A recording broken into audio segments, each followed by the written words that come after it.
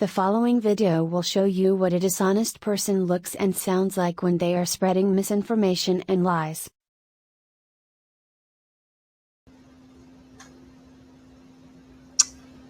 Hey everybody, so hopefully we get some people in because if not, that's okay. I did talk about this in the last video, but it's so far in and I'm so new that nobody will probably ever find it or see it. So I thought about redoing like a short video here of this information. So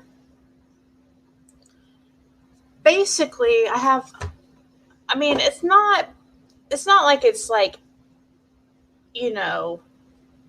just like amazing news. I mean, everybody already pretty assumes that Candace and Dawn really did not pass their lie detector and did not pass their urine screens or blood tests, whatever they do, probably blood tests. And considering the situation, they probably want to make sure that it's actually legit. So they're going to do, the best of the best. They're not going to do a urine screen, which is probably less accurate. So I have a source, and I know everybody's going to want to know who my source is or whatever. And I understand it's frustrating when you get info on a YouTube video and somebody tells you something or they say something, but you can't really prove it. So this is going to kind of be that situation. It's going to be one of those things that I guess you'll just have to find out if it's true or not. But first of all, the person I spoke to, let's say this, they are in a professional field that gives them access to this type of information where they would be able to know. So I didn't get too specific of info because obviously there's some stuff they can't really share. So first, I'm going to talk a little bit about also the removal of the boys from their custody. So I've got my phone here and I'm just scrolling through conversation. If you hear any weird noise back there, it's probably my daughter. She's kind of crazy. But first off, let's just say this up front. Dawn and Candace did not pass their urine screens. So why would Dawn go on a universal platform saying that he failed? This is backwards, but he's doing cat alert. This is weird. Like the screen's weird on backwards and flipped. So I was trying to show you my cat. And I'm like, it's weird. But anyways, I'm sure you saw him back there. So if he's able to go on to like with YouTube creators and state confidently that him and Candace both passed their drug screens, then knowing it's not correct and knowing that later on it's going to come out, and I mean, law enforcement can come out anytime and be like, no, they didn't pass their drug screens. But he's still saying that, knowing that. I mean, that just shows you what else, is he lying about? But they did not pass their urine screens. Not for a second. I mean, actually, Chris McDonough kind of hinted at that on one of his lives. He said that he knew what they were dirty for, or what they failed for. So, but he didn't state like, basically, hold on, give me 1 second.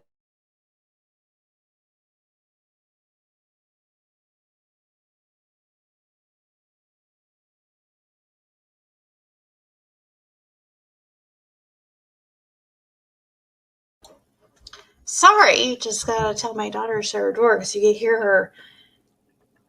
She is silly. But anyways,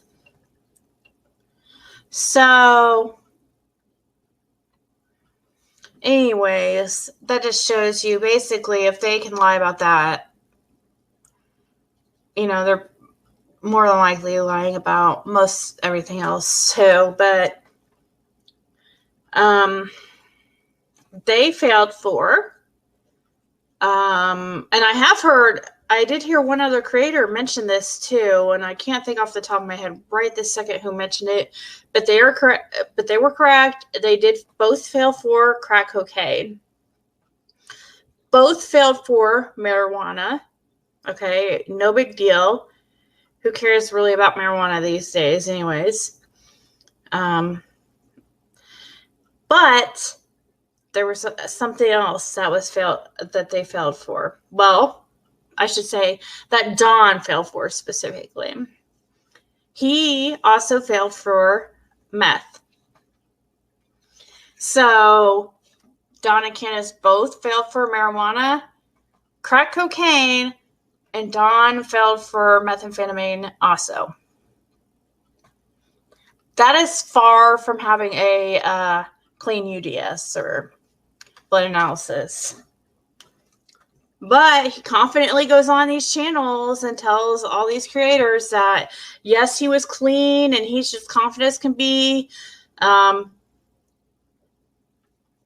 there's going to be a day soon that, law enforcement's going to be like, no, he didn't pass, and I don't know why he's going and telling people that. I suppose he can go tell other people whatever, I suppose. I guess it's not like a court of law or whatever. But it just shows character,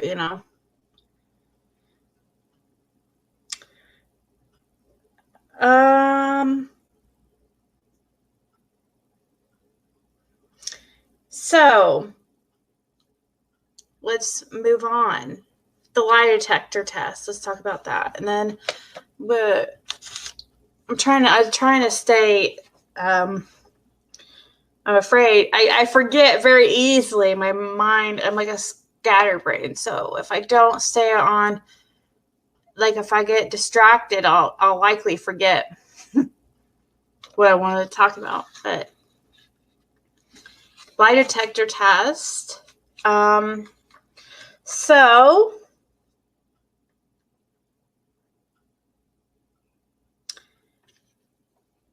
they both did not pass I say pass because they also didn't really fail, but they were non-conclusive on the guilty knowledge test. And why the test was considered non-conclusive is because they can't come up with they can't stay clean to save their lives. And why would they want to stay clean for a lie detector test that's going to determine that they're lying? On the guilty knowledge test, it came back as non-conclusive. Well, a guilty knowledge test means they basically know what happened to Summer. They may have not, been the one to hurt her directly, but they know what happened. That's what that test is. And it's not conclusive, and that was because they were using some kind of medication or sedative to trick the investigator administering the test. So they were high. They came high to the test so that they could try to, which I'm guessing if I was willing to, I would be willing to bet that the medication you use was probably like a benzodiazepine, like Xanax or whatever, because that's for anxiety. And when in a situation like a lie detector test, you know, it's going to test your anxiety. And, you know, because when you are in a situation where you're afraid to get caught, your anxiety is going to be going up. So, and Xanax or something like that will counteract that. But, you know, I guess that's why, part of the reason why Donna says, oh, I couldn't stay awake. I kept falling asleep because I had to keep waiting so many seconds between each question. Well, wonder why you kept falling asleep. Was it because you took so much sedative or so much benzos or opiates that you could not stay awake physically because you were so high? You know, it's also, you know, benzos is also a trick that, you know, a lot of people who use speed or cocaine, meth, do to come down. I mean, you definitely don't want to go into a lie detector test high on speed or crack or meth, whatever. That's going to really shoot up your anxiety. Talk about a horrible high.